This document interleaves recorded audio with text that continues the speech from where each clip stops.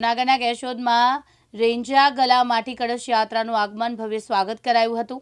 કેશોદ શહેરમાં જાહેર માર્ગો પર રેંજા ગલા યાત્રા પસાર થતા વિશ્વ હિન્દુ પરિષદ સહિત સામાજિક સંસ્થાઓ દ્વારા પુષ્પવર્ષા કરવામાં આવી।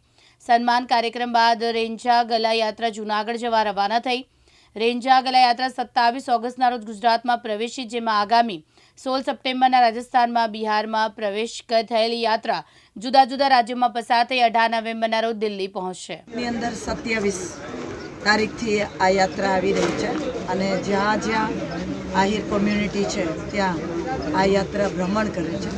આ યાત્રાનું ઉદ્દેશ્ય એક છે કે જે અમારી આ અમરગાથાઓ છે એને ધૂળ ના લાગે, એને તાજી કરવા માટે, આવનારી પેઢીઓને રાષ્ટ્રપ્રેમ જગાડવા માટે અને સદા ધર્મ અને રાષ્ટ્ર સાથે રહી અને આહિર કુળ સદા બલિદાનો આપતા રહે છે એવું આવનારી પેઢીઓને પણ આ વસ્તુ, આ સંદેશો આપવા માટે આ યાત્રા નીકળી રહી છે।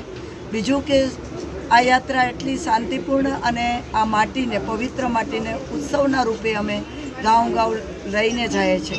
એનું પણ છે, મહિલાઓ છે, બાળકો છે, યુવાઓ છે અને આગેવાનો ને અમારી આ આહિર સમાજની જે ભાવનાઓ છે રાષ્ટ્ર માટે, ભારત ભૂમિ માટે સમર્પણની ભાવના છે અને આ ભૂમિ માટે સતત એ અમે એક સરકારને પોઝિટિવ મેસેજ આપીએ છીએ કે સરકારને અમે એ પણ કહીએ છીએ કે ક્યારે આ રેજિમેન્ટ માટે યુદ્ધ ના હોય, પણ અમારી ભાવનાઓને જોઈ દેશ માટે અમારે ખપવું છે, અમારે આગળ જવું છે, અમારા બાળકોને પણ આ રાષ્ટ્રની સેવાઓ કરવી છે।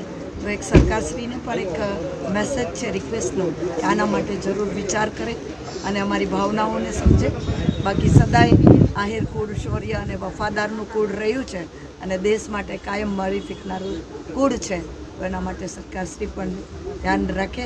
બીજું છે કે આ યાત્રા છે શાંતિની યાત્રા છે, પૂરા ભારતની સંસ્કૃતિ બતાવી શકીએ એટલે ઘરે જઈ અને અમારી દીકરીઓ તિલક અને સ્વાગત કરી શકે, વિશ્વ ભારતની સંસ્કૃતિને જોઈ આહિર કુળ દ્વારા, એના માટેની આ યાત્રા છે। ધન્યવાદ। 18 નવેમ્બરે આ યાત્રા પૂર્ણ થવાની છે, ત્યારે દિલ્હી ખાતે એક કાર્યક્રમ આયોજિત હતો। આ કાર્યક્રમ કઈ પ્રકારનો હશે?